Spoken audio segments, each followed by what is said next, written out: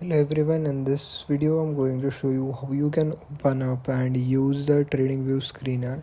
Now to do that you just need to search in TradingView screener on your browser. This option will appear in here, which is tradingview.com/screener.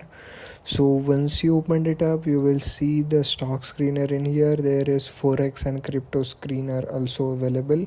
So in the stock screener you have several options in here, like the refresh option, which will manually refresh the screener. Now you can actually tell it to refresh.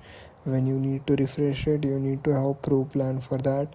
There is also the overview option where you can save the columns. There is a different option, like you can just organize the companies according to their market capital and everything. So these are few of the things that you can have, and that's how you can operate the screener. I hope you found this video useful. Make sure to like, share and subscribe to my channel.